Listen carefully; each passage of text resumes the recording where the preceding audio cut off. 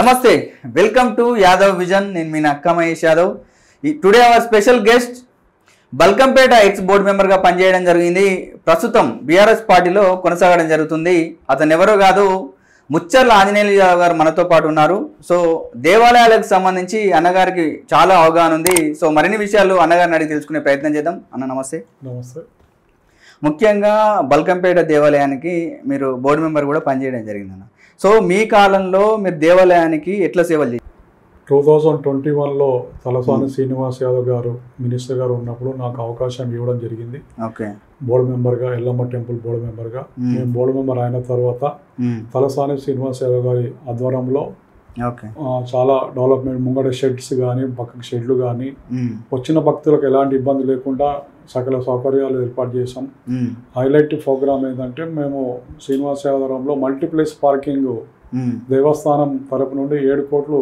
Sanction చేయించి multiplies parking ఇప్పటికే నడుస్తుంది కొద్ది రోజుల్లో అది ఓపెన్ కావడం జరుగుతుంది అంటే జనరల్గా ఇక్కడ హైదరాబాద్లో ఉన్నటువంటి వారికి బల్కంపేట వెళ్ళామంటే చాలా భక్తితోటి అక్కడికి రావడం జరుగుతుంది జనరల్ ఏ రోజులలో ఎక్కువ విజిట్ చేస్తారు భక్తులు అక్కడ ఆదివారం మంగళవారము హైదరాబాద్ నుండే కాకుండా తెలంగాణ చుట్టుపక్కల ప్రాంతం నుండి కూడా భక్తులు అక్కడికి వచ్చి దర్శనం చేసుకుంటారు అమ్మవారు స్వయంగా వెలిసిన అమ్మవారు కోరిన భక్తులు పొంగు బంగారం అమ్మవారు కాబట్టి ఎక్కడ నుంచో వస్తారు దాని భక్తులు వెళ్తుంటారు అందరికి నమ్మకం అమ్మవారు బల్కంపేట అమ్మవారు నమ్మకం సౌత్ ఇండియాలో ఫేమస్ మన ధీరుభాయ్ అంబానీ వాళ్ళ అంబానీ ఫ్యామిలీ కూడా అక్కడికి అమ్మవారికి దర్శనానికి వస్తుంటారు రెగ్యులర్ అంటే ఎవ్రీ ఇయర్ హైదరాబాద్కి వచ్చినప్పుడల్లా మా గుడికి వచ్చి దర్శనం చేసుకొని వెళ్తుంటారు అంటే ముఖ్యంగా అంటే యాదవులు ఎక్కువగా వెళ్తున్నటువంటి కొమరవెల్లి మల్లన్న గురించి కూడా మీకు అవగాహన ఉండి ఉంటుంది సో కొమరవెల్లి మల్లన్న దేవాలయానికి యాదవులు అదేవిధంగా అన్ని కులాల వారు కూడా మల్లన్నని ఇవాళ పూజించడం జరుగుతుంది మల్లన్నను మొక్కుకుంటే కూడా కోరికలు తీరుతాయనే నమ్మకం ప్రతి ఒక్క భక్తునికి ఉన్నది కానీ అంటే గుడి విషయానికి వస్తే అభివృద్ధి పనులు మాత్రం ఎక్కడేసిన గొంగళి లెక్క అక్కడనే ఉన్నాయన్న సో ఏం జరుగుతుంది అసలు అక్కడ గతానికన్నా ఇప్పుడు చాలా కొంచెం బెటర్ అనిపిస్తుంది గతంలో డెవలప్మెంట్స్ లేకుండే ఇప్పుడు ఈ వాట్సాప్లో కానీ యూట్యూబ్లో వచ్చిన తర్వాత కొంచెం దేవస్థానం వాళ్ళు అలర్ట్ అయ్యి ఎక్కడికి భక్తులకు ఇబ్బంది లేకుండా సౌకర్యాలు ఏర్పాటు చేస్తున్నారు క్యూ లైన్లో కొంచెము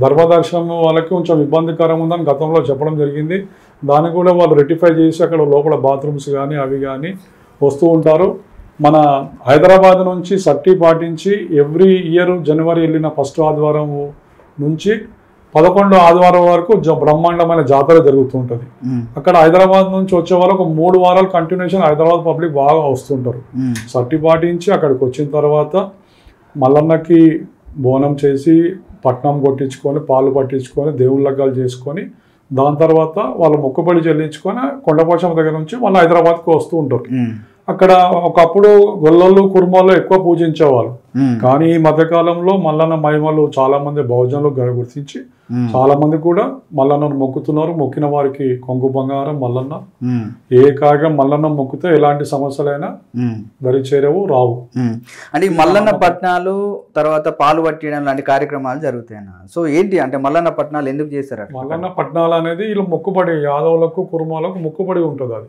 ఆ మొక్కుబడి అక్కడికి వెళ్ళిన తర్వాత పటం కొట్టించుకోవడం అనేది ఒగ్గు పూజాలు ఆ ఒగ్గు పూజాలు కూడా యాదవులు కుర్మా వాళ్ళే ఎక్కువగా ఉంటారు అందులో మనలో ఒక భాగం అది అక్కడ కింది స్థాయి అంతా ఒగ్గు పూజాలు పటాలు దేవస్థానం టికెట్ తీసుకొని పటాలు కొట్టించుకొని అదొక తృప్తి ఆ పటం కొట్టిస్తే వాళ్ళ మొక్కుబడి అయిపోయినట్టు ఓకే మొక్కుబడి చేస్తే మల్లన్న మొక్కుబడి చేసినట్టు ఒక అది మల్లన్నకు ఎక్కువ ప్రాచీనంగా చెందేది ఎక్కువ ఇంపార్టెంట్ అయ్యేది మల్లన్న పటాలు పాలు పట్టించుడు ఇదే ఎక్కువ మల్లన్నకి అంటే పాలు పట్టడం యొక్క విశిష్టత అంటే దేవుడికి మన ఒగ్గు పూజలను పిలిపించి వాళ్ళు కాశ కట్టుకున్న తర్వాత మల్లన్నను డోలుతో మేలుకొల్పు చేసి మల్లన్న మా ముఖ్యమైన మాటలు విని తర్వాత పాలు పట్టిస్తే పాలు తాగడం అనేది మల్లన్న ఒక ఆచారం అక్కడ చేయని వాళ్ళు హైదరాబాద్ లో చేయని వాళ్ళు మల్లన్న గుడి దగ్గర చేస్తారు అదొక ఆచారం ఇప్పుడు మనకు కూడా అందరికి యాదవుల ఇంట్లో కంపల్సరీ పాలు పట్టించుడు దేవుని లగ్గం అనేది కంపల్సరీ ఉంటది కొమరవెల్లికి పోవడం కాకుండా ఇంట్లో కూడా చేస్తారు ఇక్కడ హైదరాబాద్ లో ఉన్న వాళ్ళు ఏం చేస్తారంటే అన్ని సౌలభ్యం ఉన్న వాళ్ళు ఇక్కడనే చేసుకుంటారు చేసుకొని కొమరవెల్లికి వెళ్తారు ఒక 3 రోజుల పండుగ ఇది మల్లన్న కళ్యాణం అనేది 3 రోజులు శుక్రవారం శనివారం ఆదివారం శుక్రవారం 3 రోజులు చేస్తారు. శుక్రవారం మట్టి మన పుట్టమని కప్పడానికి వెళ్తారు, శనివారం గంగదెప్పకి వెళ్తారు, ఆదివారం మల్లన్న పొద్దున పూజ చేస్తారు, మల్లన్న కళ్యాణం చేస్తారు. సో మల్లన్న ఒగ్గు పూజలు చేస్తారు. అది ఒగ్గు పూజలు తమ డోలు సాంప్రదాయం ప్రకారం చేస్తారు. తర్వాత పటం వేసుకొని అక్కడ ఉన్న శివసత్తులు శివాలు వచ్చే వాళ్ళు యోగకి అక్కడికి సమాప్తం చేస్తారు.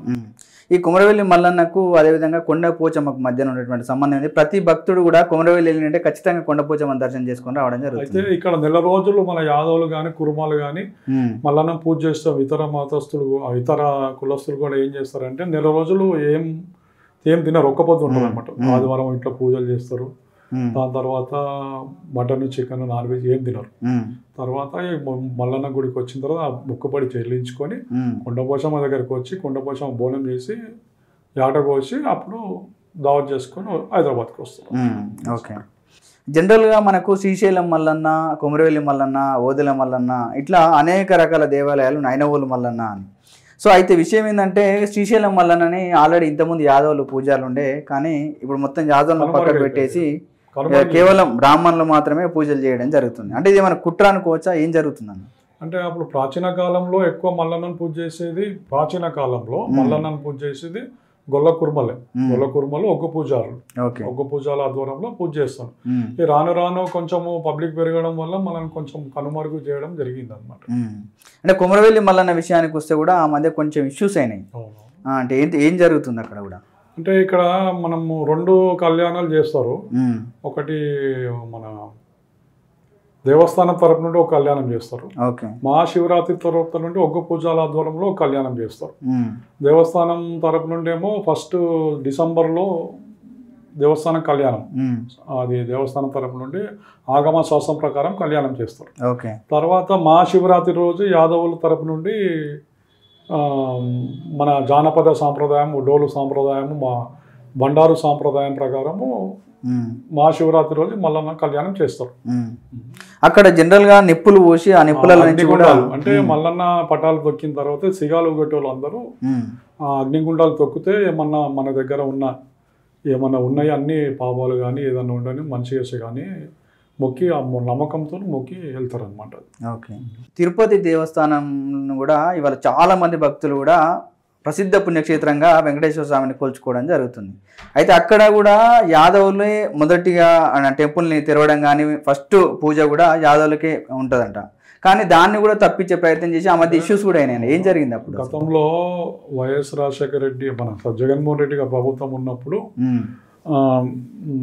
సన్నిధి గొల్ల అని మొదటి దర్శకుడు ఆచారం తిరుపతి వెంకటేశ్వర స్వామి వాళ్ళకు అనుగ్రహం ఇచ్చిండు, ఫస్ట్ మీ దర్శనం చేసుకోవాలని. ఎందుకంటే అతను ఈ సన్నిధి గొల్ల కుటుంబస్తులే అక్కడ స్వామివారికి పాలు పోయడం సరిబయ్య అని ఇప్పుడు ఆ జమానాలో ఆయన తపస్సు చేస్తుంటే ఏదో పాలు పోయడం పోతే ఏదో కటతం కొడితే తలిగిందని ఒక ఆచారం ఉందన్నమాట. అయితే ఆయన మొదలుకొల్పి సరే ఇన్ని రోజులు నాకు పాలు వచ్చినావు కాబట్టి ఫస్ట్ నా కలియుగంలో మొదటి దర్శకుడిగా నీకే అవకాశం ఇస్తున్నా అని దేవుడు ఇచ్చిండు అనమాట వరం. తర్వాత గొల్ల మండపం అక్కడ కింద నుంచి అక్కడ గుడి కట్టేప్పుడు ఒక ఆమె గొల్లామె మీదికి పాలు పెరుగు అమ్మడానికి వస్తుండే. ఆమె వస్తూ ఆమె మిగిలిన డబ్బులు వాళ్ళ అత్తకి ఇచ్చి మిగిలిన దాచిపెట్టుకొని గొల్ల మండపం కట్టించింది అనమాట.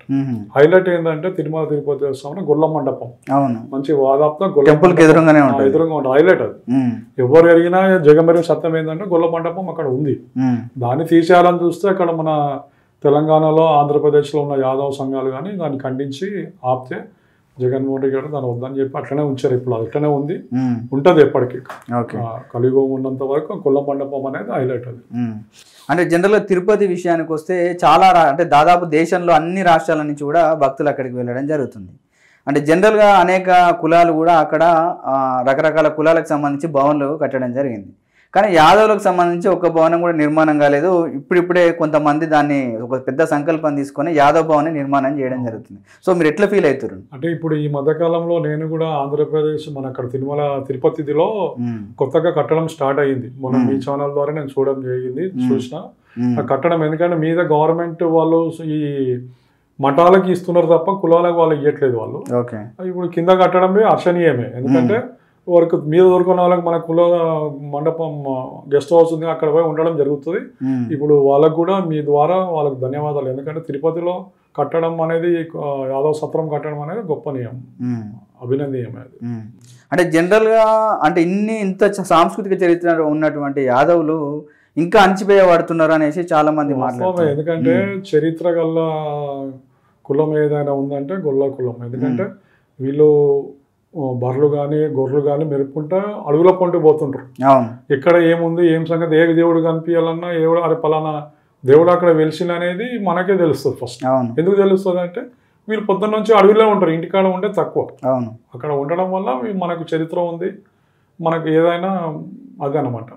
ఒక నమ్మకం, యాదవులు అంటే ఒక నమ్మకంగా ఉంటారు అని గత ప్రభుత్వాలు గతం చేసే శాసనసభలో ఎంతమంది మినిస్టర్స్ కూడా యాదవుల గురించి చెప్పిన చరిత్ర యాదవులది, గొల్లవాళ్ళది. అంటే జనరల్ గా దేవుడు అనే విషయానికి వస్తే అందరికి దేవుడు అయి ఉంటాడు. కాకపోతే ఎక్కువ మనకు ఒక కులానికి అంటే కొమరేలి మల్లన్న అంటే యాదవుల దేవుడు, ఐనవోలు మల్లన్న అంటే యాదవుల దేవుడు, ఓదెల మల్లన్న అంటే యాదవుల దేవుడు. అట్లే ఒక సదర్ పండుగ కూడా ఒక కులానికి ఒక ప్రత్యేక పండుగ ఉంది. అంటే ఇంత ఉన్నటువంటి ఇంత సాంస్కృతిక నేపథ్యం ఉన్నటువంటి యాదవులు రాజకీయంగా మాత్రం బాగా వెనుకబాటు గురి కావడం జరుగుతుంది. అంటే మీరు అన్నట్టు సదర్ పండుగ కానీ తిరుమల తిరుపతి దేవస్థానం కానీ కొమరవెల్లి కానీ, కొమరవెల్లి మల్లన్న యాదవులు ఇంటికి ఇలవెల్పు. ఆయన యాదవుల అమ్మాయిని ఇంటికి పెళ్లి చేసుకుని ఇల్లరికం వచ్చింది కాబట్టి యాదవులు ఇంటి విలవెలుపుగా గొలుస్తారు. సదర్ కూడా మనకు బర్రెలు వ్యాపారం చేసిన దీపావళి రోజు 3 రోజుల పండుగ, పెద్ద పండుగ. కొత్త బట్టలు వేసుకోవడం, మంచి ఇంట్లో పూజలు చేయడం, అందరూ అలబలే తీసుకోవడం, సదర్లో రావడం, సదర్లో దున్న పూజ. అప్పుడు నిజాం ప్రభుత్వం ఉన్నప్పుడు మంచిగా చేస్తూ ఉండేవాళ్ళు. కానీ రాను రానే వీళ్ళ హైలైట్ చూసి కొంతమంది మనల్ని అనగదొక్కడం, రాజకీయంగా అనగదొక్కడం అనేది జరుగుతుంది. జనరల్ కొమరవెల్లిని అభివృద్ధి చేయాలంటే ఏం చేయాల్సి ఉంది, ముఖ్యంగా యాదవులు కానీ ప్రభుత్వం కానీ తర్వాత మిగతా భక్తులు కానీ? ఇక్కడ నాకు వచ్చినప్పటి నుంచి అక్కడ యాదవులు కుర్మావులు ఎక్కువ పోతారు. అక్కడ రూమ్స్ కట్టించిన డోనర్స్ కూడా 99% యాదవ్స్. దేవస్థానం రూమ్స్ ఇన్కమ్ ఉంది. ఒక 10 జాతర టైంలో 15 రోజులకి 90 లక్షలు 60 లక్షలు వచ్చే ఇన్కమ్ గుడి అది. కానీ దేవస్థానం తరపు నుండి కూడా రూమ్స్ కట్టియాలి. డోనర్ కట్టించిన వాళ్ళు డోనరే వస్తాడు అక్కడికి. ఫస్ట్ వారం 2వ వారం వాళ్ళ రిలేషన్ వస్తారు. సామాన్య మానవునికి దొరకదు అక్కడ. అట్లా దొరకాలంటే దేవస్థానం వాళ్ళు గవర్నమెంట్, తెలంగాణ గవర్నమెంట్ కాంగ్రెస్ కానీ అక్కడ రూమ్స్ కట్టి ఒక తిరుమల తిరుపతి దేవస్థానం రూమ్స్ కట్టించారు. అది పోలీసు వాళ్ళకు విఐపీలకే ఇస్తారు, సామాన్య మానవునికి దొరకదు. ఒక 5 వారాలు మాత్రం ఎవరికి రూమ్స్ దొరికాయి. 5 వారాల తర్వాత పబ్లిక్ తగ్గిన తర్వాత ఏమన్నా పోతే దొరుకుతాయి. కానీ అదే ఇప్పుడు నేను ఈ మీద వారం ఏంటంటే అక్కడ ఉన్న ఇప్పుడు యువ గారు కొత్తగా వచ్చి కొత్త రూమ్స్ ఏదో కట్టిస్తున్నారని తెలిసింది. చూడాలి ఆ రూమ్స్ పబ్లిక్ ఏమైనా ఉపయోగం ఉంటుందా, ఇట్లా అనేది. అంటే ఇన్ని రోజులు భక్తుల ద్వారా వచ్చినటువంటి కట్న కానుకల ద్వారా ఏం చేసి ఉంటారన్న పైసలన్నీ? ఇక దేవస్థానం వాళ్ళు తీర్మానం చేసి వాళ్ళు ఏం డెవలప్ చేయాలని కూడా చేస్తారు. కానీ ఈ మధ్య ఏమైంది, క్యూ లైన్ లో ఒక లిఫ్ట్ ఏర్పాటు, డోనర్స్ ద్వారా లిఫ్ట్ ఏర్పాటు చేసి సీనియర్ సిటిజన్స్ కి లిఫ్ట్ ఏర్పాటు చేశారు. 60 సంవత్సరాలు వచ్చిన వాళ్ళకి నడవలేక లిఫ్ట్ ద్వారా పోతున్నారు. క్యూ లైన్స్ కూడా డెవలప్మెంట్ చేస్తున్నారు. క్యూ లైన్స్ లో బాత్రూమ్స్ ఇంతమో లేకుండే బాత్రూమ్స్ ఇవన్నీ కట్టియడము అని. ఎందుకంటే ధర్మదర్శనము 4 hours పడుతుంది కాబట్టి వాళ్ళు ఉన్న వాళ్ళకి 4 hours ఇబ్బంది అవుతుందని క్యూ లైన్ లో స్టార్ట్ చేస్తుండొచ్చు ఈ మధ్యకాలంలో. నాకు ఐడియా ఉంది దాని గురించి. చూశారు కదా, ఈవో గారు ఇప్పటికైనా వచ్చినటువంటి కట్న కానుకలని తీసుకొని అంటే కట్న కానుకలను ఉపయోగించి కొమరవెల్లి మల్లన్న దేవాలయాన్ని కూడా అభివృద్ధి చేయాల్సిందిగా యాదవ్ విజన్ ద్వారా కోరుకుంటూ మరింత కొత్త మందిని మీ ముందుకు తీసుకొచ్చే ప్రయత్నం చేశాం. కాబట్టి మా యాదవ్ విజన్ ఛానల్ని లైక్ చేయండి, షేర్ చేయండి, సబ్స్క్రైబ్ చేయండి. ధన్యవాదాలు.